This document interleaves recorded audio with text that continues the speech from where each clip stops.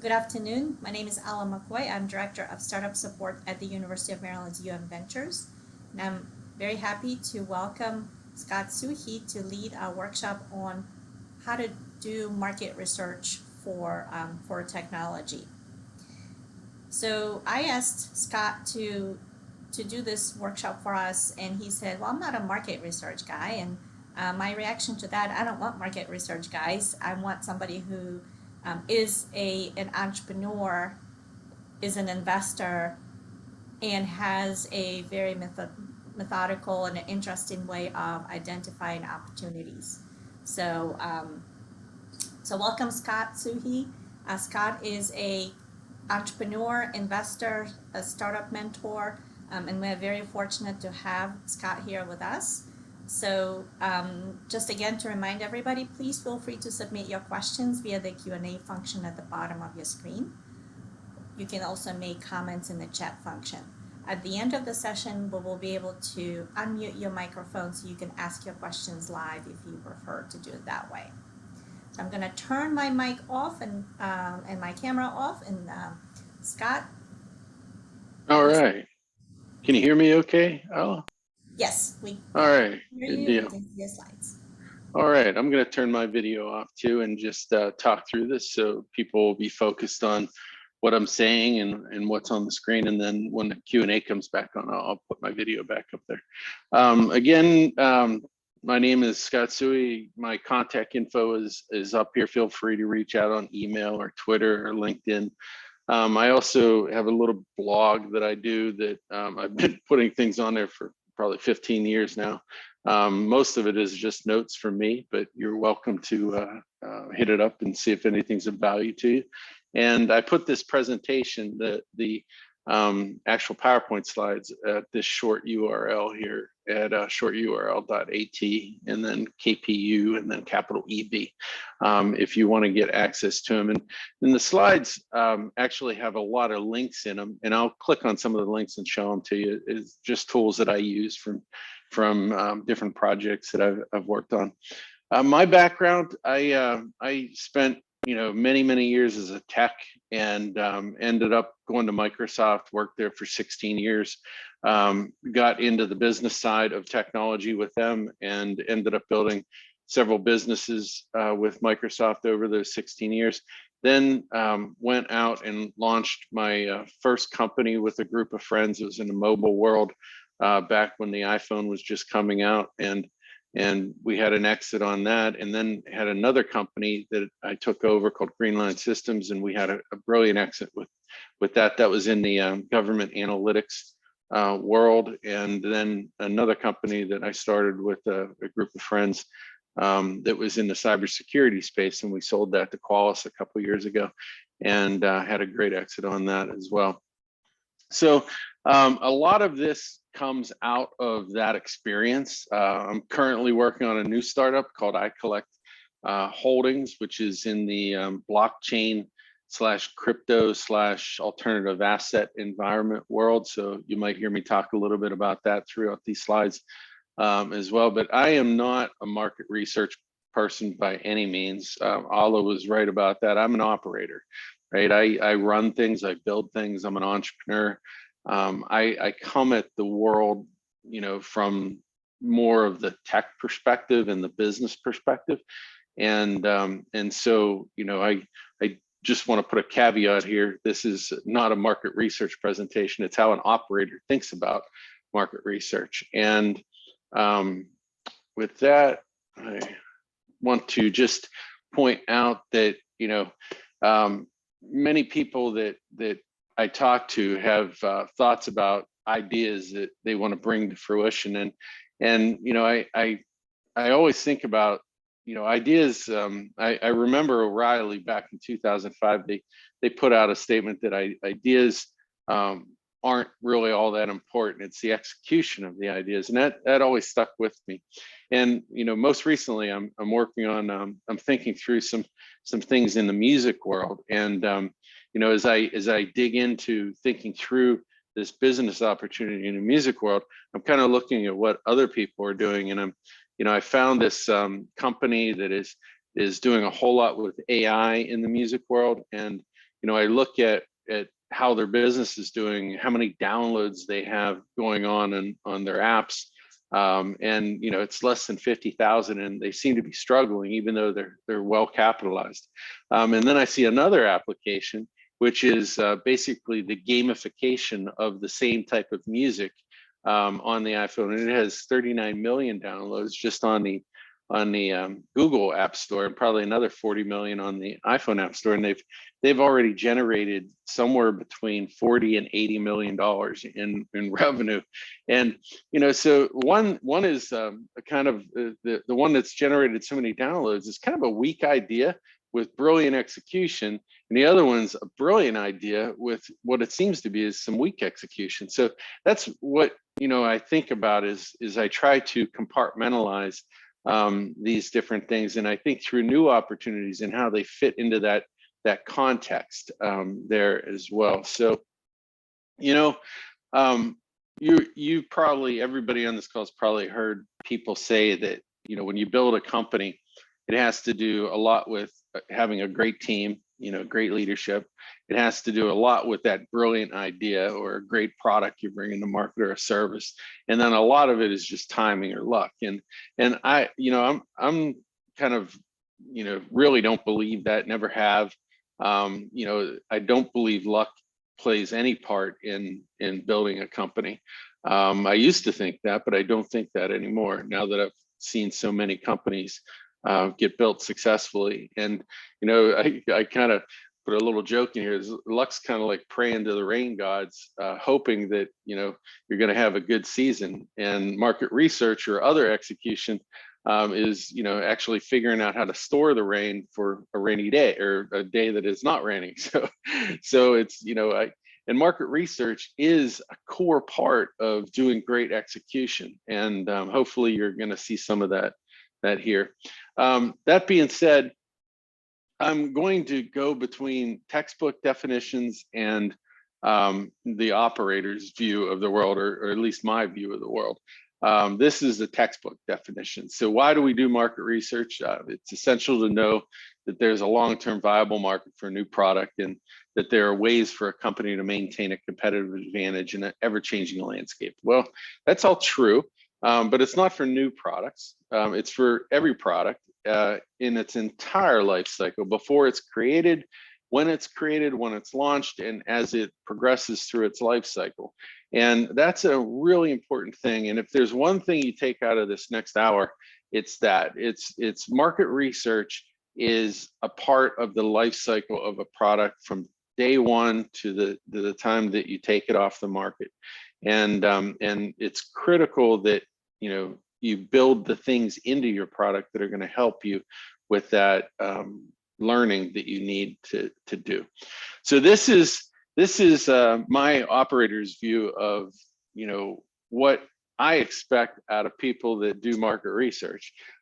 This definitely isn't what the universities are producing in market research people. This is what I view as market research. I expect the market research person that's doing market research to fully understand the competitive landscape and up and coming disruptors of that landscape. I expect them to understand the current needs of the customers today and what their future needs are.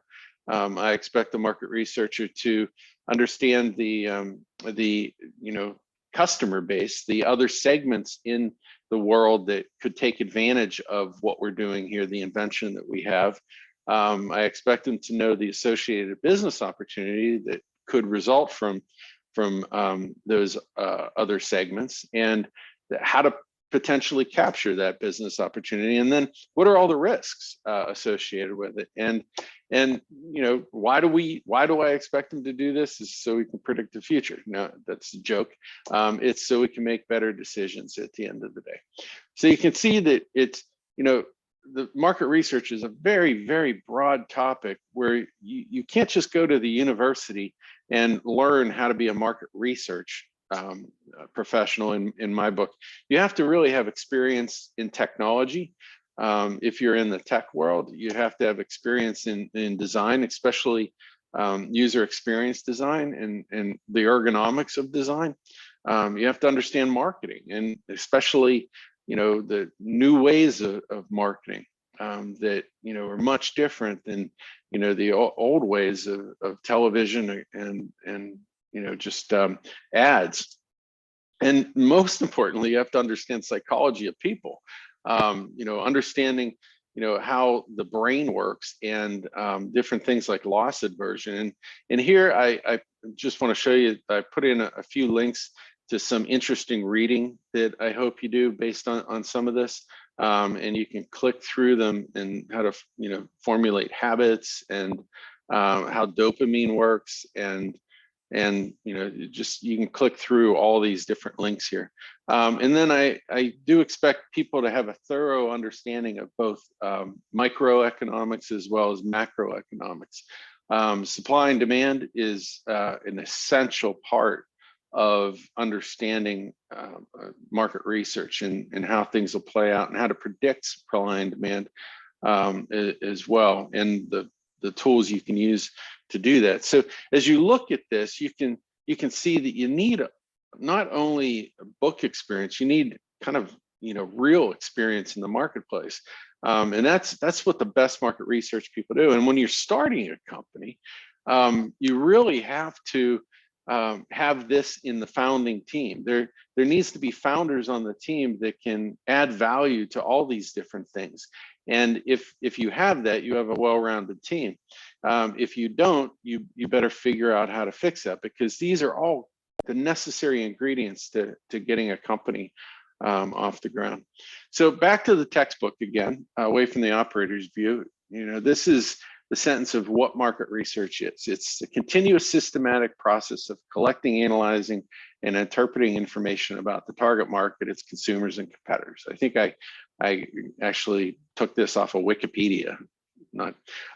It's a very, if you write code, you know what this means. It's a very tight sentence, which means it packs a lot in, and we should go through it in detail. Market research is definitely continuous. Like we said, it happens all the time, from the beginning you're thinking about a product to the point where you take it off the shelf. It's systematic. You have to have a process for thinking through these things, and you have to make it systematic. It's all about collecting data, analyzing that data, turning it into information, and then interpreting it and turning that information into knowledge, if you understand that knowledge tree. And then it's about, a target market or multiple target markets, the consumers in that market, the competitors in that market. But I do think there's one key thing missing in this sentence, and it's the supply chain. Understanding, the supply chain for a market is incredibly important. And I think, the world is seeing that now with some of our supply chain issues that we're having because of COVID. The other thing is here, I put a link in here to, for the people that are just starting companies, to Lean Startup. This is a book that came out, probably 15 years ago now. And it was also based on some learning that Eric Ries did with Steve Blank, who wrote the precursors to these books. And, this is essential. And the way companies are built today are really built from a lean perspective, and using agile as a key component of that. And if you have any questions on that, I highly encourage you to read the book, or ping me after this as well, and we can get into it. But that's the textbook definition of market research, and how it applies to Lean Startup is that, the whole Lean Startup approach is you basically build, test, and change, build, test, and change, build, test, and change. And some point in there, you may need to pivot. And understanding that systematic process you go through, it's continual, and it plays really well into the way you use market research. And so the two are tightly coupled. So another point is that market research is different for different types of companies in their life cycle. So, from before you start a company, you have better done a great deal of market research, testing assumptions. And we're going to get into this quite a bit in the later half of this presentation. It's all about customer discovery. And UMD is part of the I-Core program, and the I-Core program is just a phenomenal tool that brings to life that work that Eric Ries did in Lean Startup and Steve Blank did, and it was all funded by the National Science Foundation, and it is just an incredible tool, and I'm glad the university's involved in it. And if you're building a company, you should definitely look up the I-Core program. And so it's for startups, and it's a great deal of that program is about customer discovery and how you test these assumptions. But then once you become a startup and once you launch the company, it's more about that lean startup approach. It's build, measure, learn. You're building a minimal viable product, an MVP, getting feedback on it, iterating and pivoting. But when once you have a company and it's going, you may or may not be the market leader. If you are not the market leader, you have to understand, where the market leader is weak, where you are strong, and searching for what's called uncontested space. And that uncontested space comes out of market research. And you're going to hear me talk a little bit about blue ocean strategy later in the deck. And that's a tool that I use, the strategy canvas. And we're going to talk about that later, but it helps you think through how to do market research if you're not a market leader. And then if you are a market leader, and we'll talk more about this as well in a later part of the deck, that this is all about understanding the sentiment and the innovation that's going on in the world and knowing what it can do to your business. And do you need to buy? Do you need to build? Do you need to ignore? Do you need to overinvest? What do you need to do to deal with that? And market research is going to help you there as well. So just quick example, I like to use this because it's so easy to understand. And so I'll use it again. It's about, Uber and what Uber did to the New York taxi company. So in 2009, if you looked at the New York taxi company, they weren't doing a whole lot of market research. They were basically counting how many rides that they had and counting their money. And that was about it. And this little company nobody ever heard of hit the ground called Uber, and they started to do market research on the ground. It was primary research, and they were, talking to people. They were looking at the quality of service. They were looking at the regulatory side of things. They were looking at all the risks associated with the regulatory side of things, because people were, these cab companies were based on this medallion philosophy and business model. They were looking at the type of audience that they had here and the different types of income that they had. Where were the universities, and most importantly, where were the Wi-Fi signals and the mobile signals high? Where were the GPS signals high and low? And what did the GPS signals do to the buildings? So they were looking at all this, all before they ever started business in New York City. And what came out of that was a great deal of growth, and the New York City taxi company ended up kind of going down from there. And that's just how innovation happens. And anybody that's ever, went for an interview to work for the company, Uber, not a driver, but actually working for the company, knows that before you'll even get an interview there, they send you a test that you have to get a certain score on.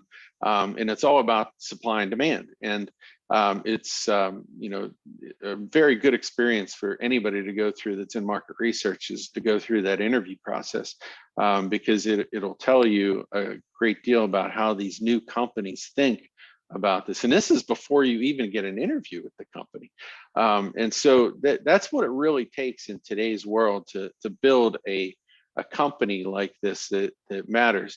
And the reason I'm putting this in here is to show you that Uber, they take market research very seriously, not only primary research, but secondary research, where they can get, information constantly out of their product as well. So, where are the traffic patterns? What type of people are using their service?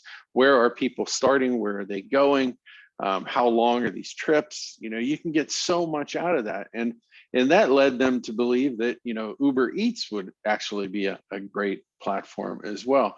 And so, if you want to read a lot about how market research is done at Uber and why it's important, this Neil Patel article here is a great article to read, and I encourage you to read it as well. So, and the last slide I have is, once you become that market leader like Uber now is, you actually have to, think about your competitors a lot. You have to think about your customer satisfaction a lot. You have to think about your employees and contractors a lot, and you have to think about the policies and the legal infrastructure that you may be pushing up against.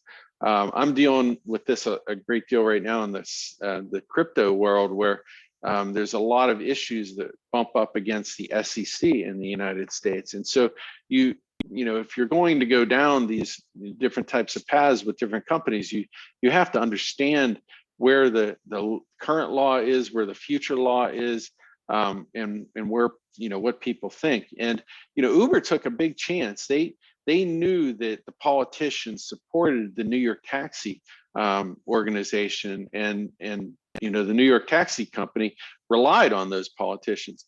But what nobody expected, but Uber kind of was pushing for, was how can you have so many people that want Uber? Well, those people are the constituents that put the voters in and vote for those people. And so quickly, the politicians moved away from the New York Taxi Company and more towards the constituents. Now that for Uber specifically wanes back and forth and back and forth. You can see here that they won a lawsuit in California from a contractor employee perspective, but they're constantly up against these fights. And understanding these things before you ever get into a company is really important, and to do very close monitoring of them as the company matures. So my view of the purpose of market research is, from an operator perspective, is it's to determine the feasibility of a new business. And we're going to get into this in about 5 or 6 slides. It's, is there demand for a product or service? What are the motivations of the people that are going to be potentially buying your product or service? Is the market large enough to sustain a company or another company in the market? How many entry points are there in this current market? In other words, how many people are buying? How many people are selling into this? How many channel partners are there? Another one is, white space. This gets to that point of blue ocean strategy, and I'll point out here that this is what's called the strategy canvas. And so it's just a quick and dirty tool, nothing more than that. It's a way to look at all the features of your competitor and all the features of other competitors in the market, and figuring out what is important, what is not so important, and whether or not there's white space in here. So the example used in the book, which is a easy to understand example, is the Yellowtail Wine Company. Came in when wine was early, 30 years ago, 40 years ago. Wine was, to many people, did not taste all that great. You had serious wine drinkers, but then you also had folks that wouldn't partake in drinking a glass of wine. And so they actually looked at each part of this market and said that there's people that drink wine but don't like drinking wine that we can pull over. There's also people that just refuse to drink wine. They're the martini crowd or the beer crowd. And then there's the people that don't drink much at all as well. They might be the spouses of the people that do drink martinis or wine. And so they thought about what is the uncontested space here, and how do you bring these people forward? And they looked at it and said, what if you actually produced something that tasted really great and increase the sugar intake of it? And they were able to bring over a whole new group of people into the wine market. And so that's what a blue ocean is finding that uncontested space. And that's a key part of market research and a purpose from my perspective. Understanding the trends and the competitive areas here. So, I love this tool here where you can actually put in your competitor and it'll ping you based on changes that your competitor's having. I use Google Alerts all the time, google.com/alerts. It sends me information every time one of my alerts triggers. So, right now I'm looking at things that have a physical items that have non-fungible tokens associated with them. And so every day I get alerts on these things. And so I can read what other people are doing in that market. Testing the demand for new products, narrowing down, what, the features that you could put into the market, ensuring optimal product placement is another one, is like how and where the product should enter the market. So for instance, in the crypto world, a great deal of what's happening should not start in the United States. It should start in Asia, because the United States is so far behind on crypto policy. And so, just understanding that and knowing the timing of things, kind of understanding the policy, like in the crypto world, understanding when and where, you think that the US is actually going to get serious about crypto policies, and know what politicians are involved in that if you're going to launch into the United States. And all the risk associated with it. Like, for instance, crypto has a great deal of risk as it bumps up in the US against the SEC, but understanding those things. So now we're just going to do some fun things, which, failed examples of market research, and to kind of figure out, of the things I just said back here, what went wrong. So this is Colgate.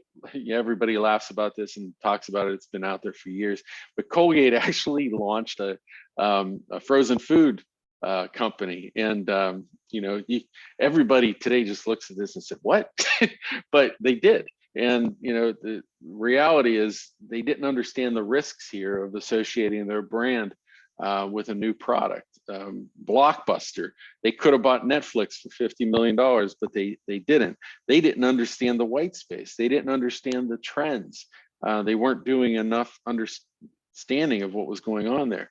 Sony and LG actually put out 3D TV sets that they had to take off the market. They didn't understand the timing of where things were, but they, more importantly, didn't understand the lack of demand in the market for these things, and they didn't test for it. And that's a market research problem. And then one I really like is this one, Old Spice, because a friend of mine was the brand manager here that came in and actually started the brand to grow again. And when he first got to the company, they were flat for many, many years. And he looked at the advertising that they were doing, and it was Bruce Campbell actually talking to men and sitting by a fireplace, and and basically kind of only talking to the manly man. And then, what my friend did is he went out and did market research on who actually, and this is, 15 years ago, who was actually buying these body wash products. And they found out that actually women were more influential in buying these products than anybody. And he changed the way that they did marketing, and actually started speaking to women instead of men, and all of a sudden the growth of the product took over like crazy. And it's just a good understanding of primary market research, and what I've used these terms quite a bit, so I want to just drill into them. There are two types of research. There's primary, where you're talking firsthand to people and understanding what they're saying, and then there's secondary information, which is you can get from many thousands. I've got a whole list of them at the end of this deck, but going out to Google Trends, figuring out what is happening. Like if you look at Uber versus Lyft, you can figure out a whole lot based on what people have searched on. You can go to the US Census. I use this quite a bit when I was doing some real estate work in a company. I use the US Census data that help you figure out a whole lot of stuff. But primary research, and what you'll get from going through the I-Corps program, is talking to people, being on the ground, understanding what people are saying firsthand, is a really, really the most essential thing to do. And it was the primary reason that my buddy from Old Spice actually was able to get that brand growing again. And not only are there different types of research, there's different types of information. There's qualitative information, which is about that feeling, and then there's quantitative information. And you know, I love this tool, you know, that is out there that anybody can use from NCSU, and you can come in here and just look at what people are saying about different things on Twitter. So if you search on Bitcoin, you know, it'll go out and search all the tweets for the last week on Bitcoin and tell you what people are thinking, and do sentiment analysis on each one of those. And it, you know, it's a good way to gauge different things around what people are feeling about different topics. And then, you know, there's these other tools like Noma that you can analyze surveys. There's tools like Statista. I use Statista in a lot of my due diligence on companies to figure out, you know, where markets are going. And you know, they give a lot of data away for free, but they're you can subscribe, and it doesn't cost a whole lot of money to subscribe, and it's just a wealth of data out there as well. So now a plug-in for big companies. You know, there's good and bad here. The good is that big companies have the opportunity to do a much, much better job of market research, not because they have a lot more money, but primarily because they have account managers on the ground. And those account managers talk to customers every single day. They know whether or not the customer's a laggard or an innovator. They know whether or not they're happy, they're going to purchase again. They know whether or not the competitor's doing a really good job, and they know whether or not, you know, these buyers want other parts, other features. And then from a quantitative perspective, they also all do satisfaction surveys, both employees and partners and customers. They can look at all the resumes that they get and look for hot triggers there and mine the resumes. They can, most importantly, look at all their support tickets that are coming in and figure out, you know, where the customer's pains are, where the product pains are, what people are saying about the product, and a great deal of that can come out of support. And then how well their product's being utilized, you know, is just from the analytics that the product gives off. And so, you know, the downside of this is any company that's, you know, primarily 10 years or older usually doesn't do a very good job of this, even though they have the opportunity to do an amazing job of it. They don't do a very good job of it. And there's a whole lot of innovation and companies that could be started to just help older companies do this much better.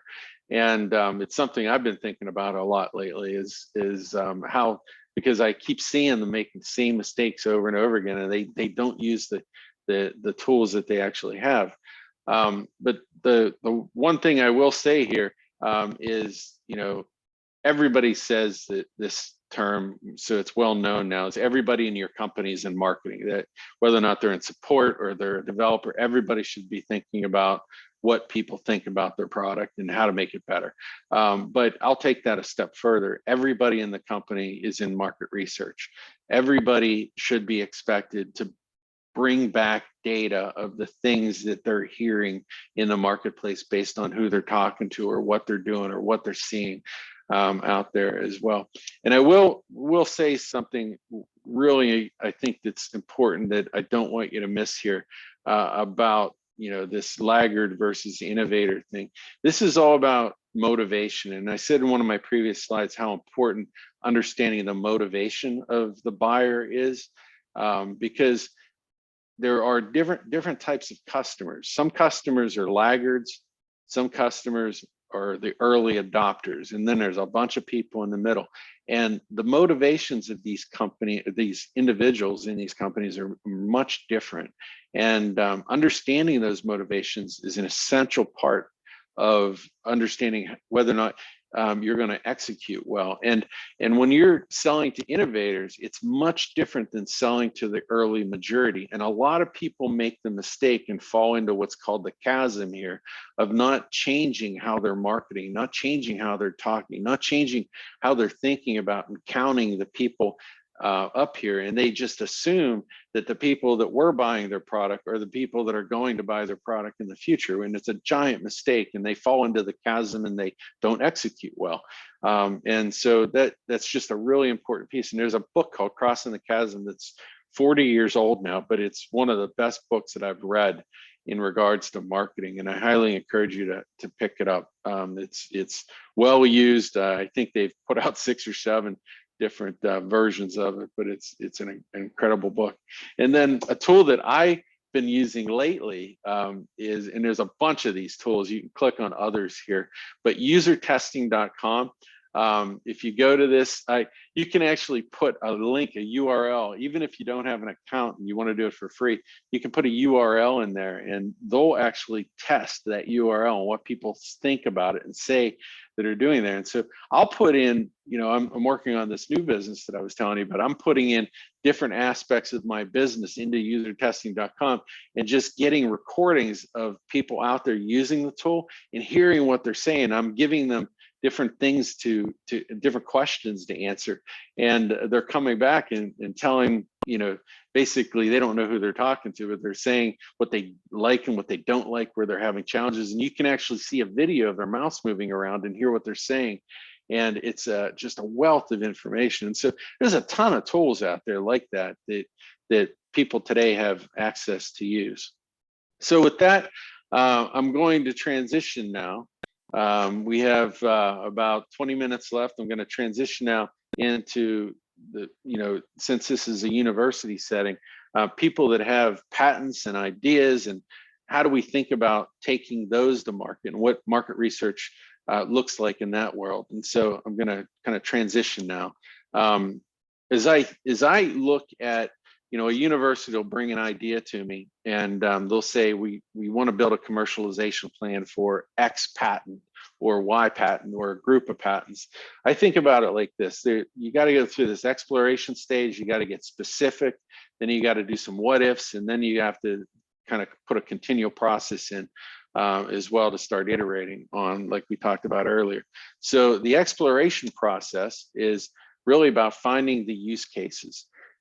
And what do I mean by use cases? I'll give you an example here. So like maybe you have a patent that's really good at finding anomalies in data, and it's using machine learning.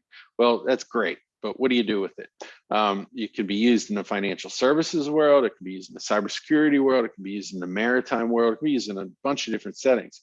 But a use case is really, like we'll take the maritime world, you can use that patent to figure out how to help customs officers find criminals shipping narcotics or putting bombs in the airplanes and type of thing.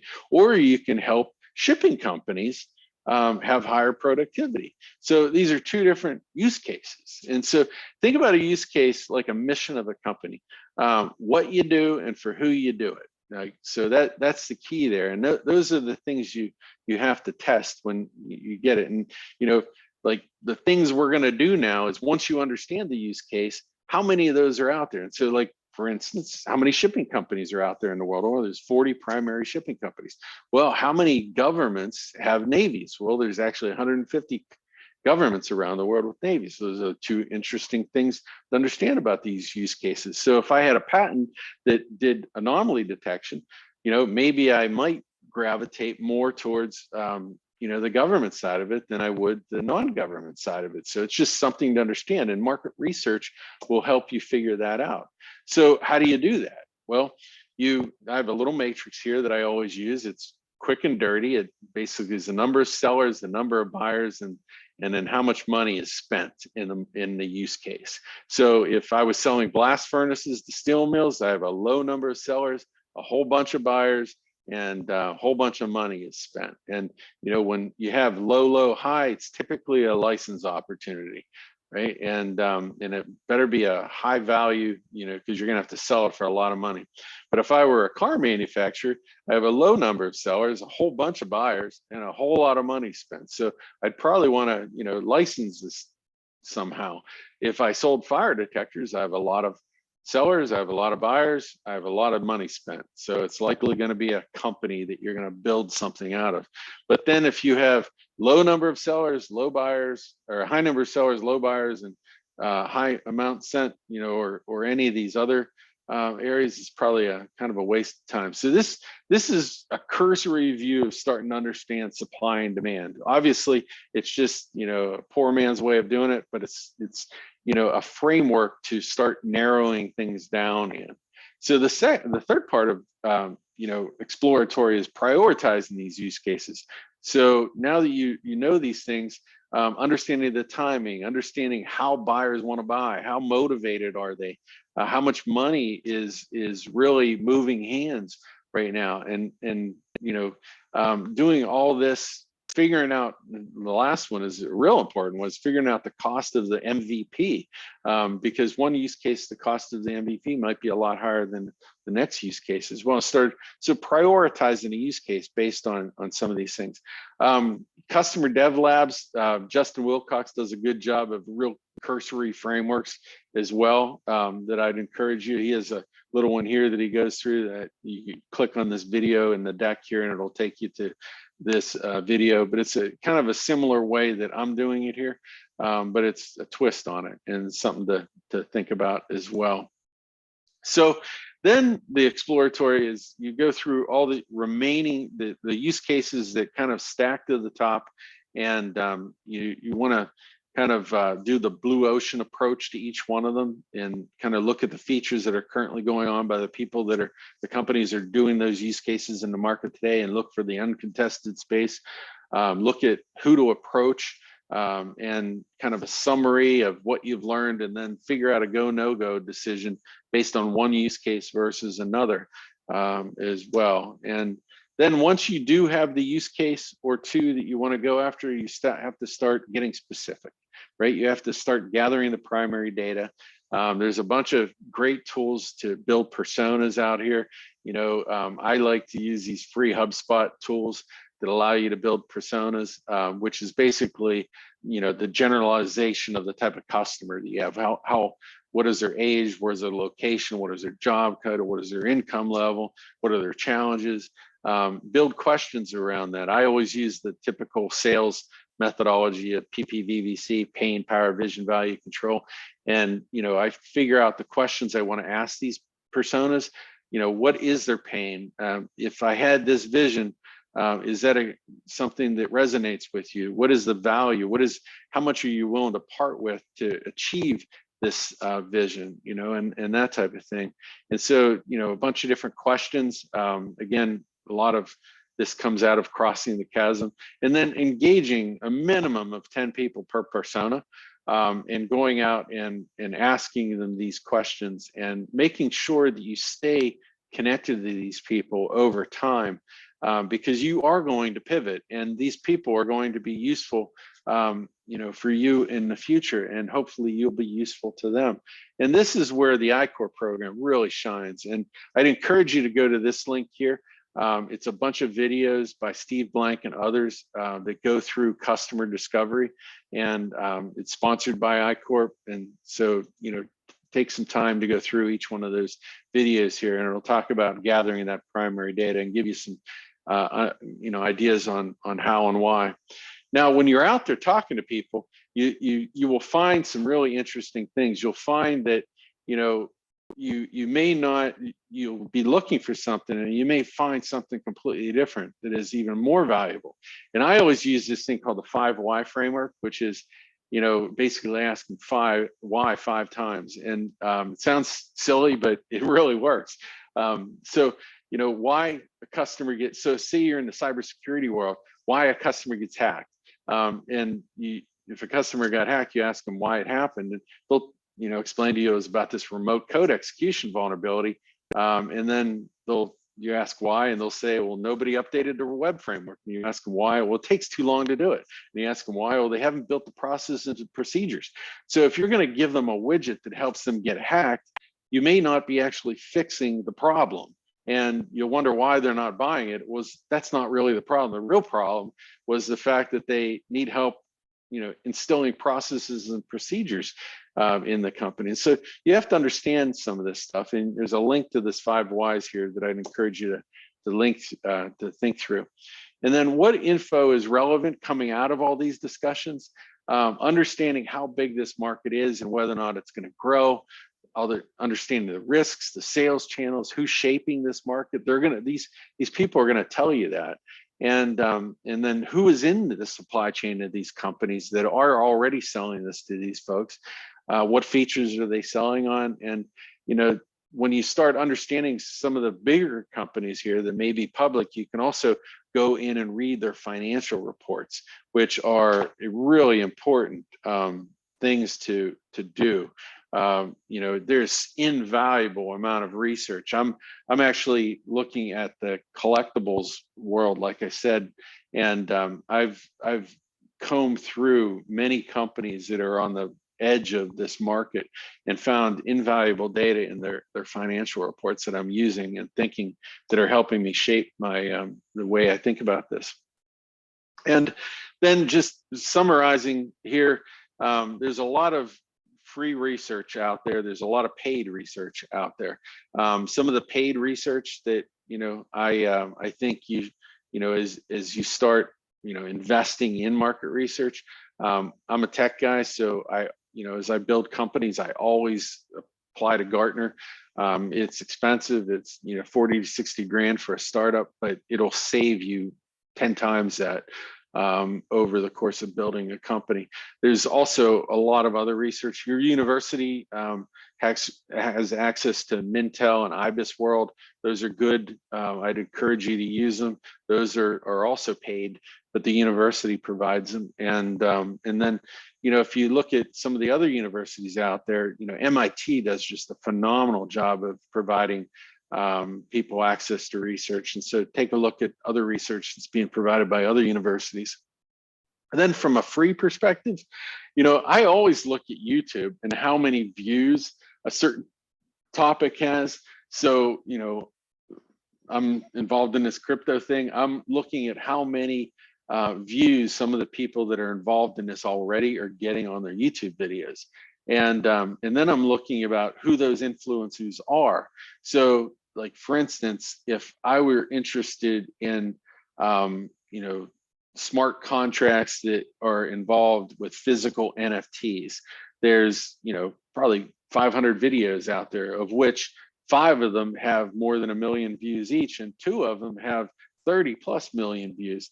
And you look at all the people that are actually putting those videos on, the top 5, there's 3 people that are doing those top 5 videos. And so who the influencers are out there just by looking at YouTube. And then, there's Instagram, there's all other places you can actually find influencers as well. There's also, companies put out free research. These companies right here at the very top, they will give 5 to 10% of the research away for free. And you can get a lot of great examples out of there. Then I've got a couple pointers here to them. And then, companies like Deloitte, they want to be seen as leaders in research. And so they'll give the whole thing away for free. And so Deloitte does a great job of putting a bunch of free research out into the marketplace, and it's really deep. And trade publications do it as well. Like Fierce Healthcare here does a good job of putting healthcare data in. The Google patent search is phenomenal. Patents.google.com, going there and you can figure out all the other people that have applied for patents in this area. Especially if you're starting a company, you should spend hours and hours and hours figuring out who is applying patents into similar areas there. And if you're doing anything related to medical, this site at NIH is just incredible. It is so dense with the amount of data that is out there to consume, and other people that have spent millions and millions of dollars in research, and it's all there for free. And even if you're just interested in healthcare, it's a wealth of research information. I love the aspects of DNA, and I'm constantly out there searching on different aspects of DNA. So I already talked to you a little bit about Blue Ocean Strategy and the strategy canvas. Big believer in this. Hope you use it as well. And hope you also spend a lot of time using the lean startup approach and realize, I'm going to say it one last time, market research is continual. You should build it into your product. It's not just something you do at a point in time, and everybody in the company needs to be involved in market research to one point or another. And it's just, you need to really think through this as well. And there's many ways to do this once you have your product up and running. There's A/B testing, there's funnel analysis, brand tracking, customer engagement, and then engineering it right into the product like we talked about. Those are all really important things to think about. And then the last slide here, just a bunch of, kind of books or blog posts, or there's a couple of good podcasts out there. I listen to this McKinsey podcast all the time. There's the Research Rockstars and Somer here. They, once a month or so, they'll put out a market research podcast. Happy MR, I don't think has put anything out there for about 6 months. There's a great book or blog, greenbook.org, and then TED.com, the TED Talks. There's thousands of them on different aspects of market research. I love Malcolm Gladwell's one here. He does a little bit about the challenges with market research and listening to customers. And so I'll leave you with this. And I don't even think Henry Ford really said this, but a lot of people attribute to him is, what if I just ask people, they tell me I wanted a faster horse. Well, when you do talk to people, you might not see the uncontested space is what the point is. And sometimes you have to search a lot deeper to find that uncontested space. Actually, this is the last slide, I believe. Here's some miscellaneous data sets that are available to you. I just added Data World because I've been using it lately. It's a great site, but the US government, World Bank, United Nations put a bunch of out there. Commercial companies like LinkedIn and Indeed and Trend Hunter and Instagram even put out a great set of market research this year. And Trend Hunters is a new one. And then Mary Meeker used to be the one putting free market research that had some depth out into the market. Most recently, she hasn't put out anything since 2020, and it was a COVID report. But her technology trend reports, they're still valid today, and they're from 2019. But some of this research, it's free, right? Use it, and you can probably add 1,000 other things to this slide here. This is just a handful of them, but the whole point is you don't have to buy market research. It's a great deal of it's available to you if you just know where to look. And so I'll leave you with, before we get into the Q&A, here's my contact information. Here's a pointer to this slide deck and all the pointers in it. Here's a couple versions that I've given of this presentation in the past as well. And so with that, Ala, I'm going to turn it over to you to see what questions you have. Thank you so much, Scott. This has been fantastic. A lot of information, and I love how you provided additional reading materials and watching materials and such. So it's not just what we learned today. There's a lot of homework to do. So thank you for the plug for the I-Core program. I posted a link to UMD I-Core. Our next cohort is actually starting in about a week, and that one is full. However, for those who would like to participate, if you haven't yet, you can apply to be accepted for the April cohort, and they do still have some spaces in that cohort. So thank you for plugging that in. It is indeed a great way to inform your product development, market research, and even just your basic research that you do at the university. So now let's move into the questions. And I do have a request. So some people tried clicking on the short URL for slides, and it takes us to, and I tried that too, and it takes us to just the site where you can shorten the URLs. So maybe that's something, it's something maybe you could look at later. Yeah, I'll fix that. Yeah, thank you. But that's something we can look at later, and we can send an updated link to everybody after the presentation. So thank you for bringing that up. Yeah, and if you don't see that, you can always hit me up on one of these other ways, and I'll find a way to get it to you as well. Yep. Yeah, thank you. So please feel free to submit your questions via Q&A, chat, or raise your hand, and I can unmute your mic so you can ask your question that way. I think I see one raised hand.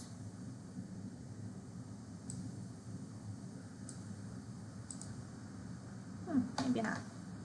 All right, I do have a question here. Does the idea come before the market research or vice versa?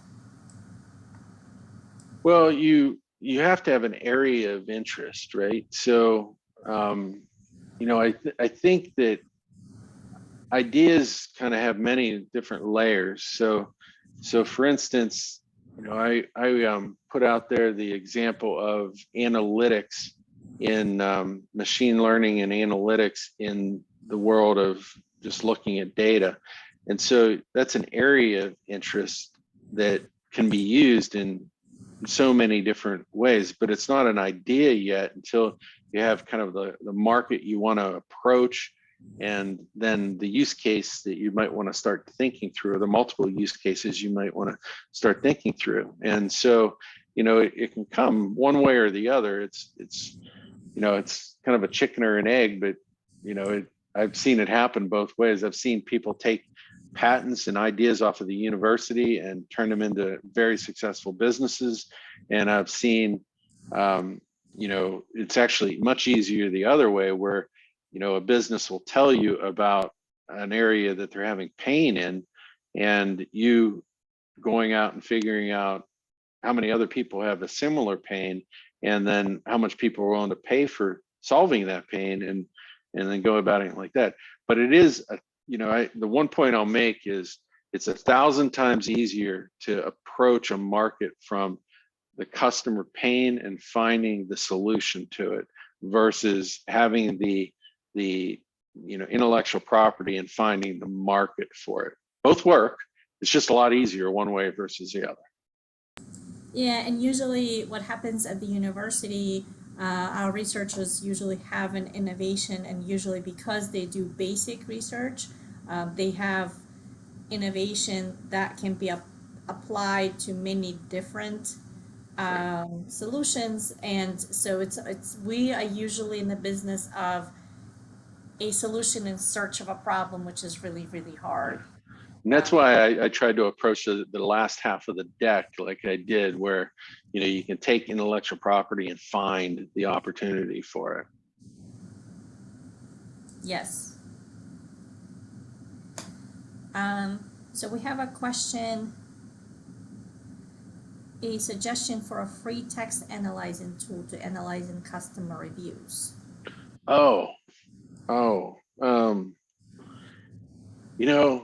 I just had one recently. If you do a search on, what was it? There's a tool out there that's free that allows you to take all your survey data, or just a blog post, or just a huge chunk of data, and put it in, and it'll build a Wordle thing where it shows you how many of the words are used more than other words, and it just does a bunch of different analytics on it. I don't have it on the top of my brain. I just used it 2 or 3 days ago too.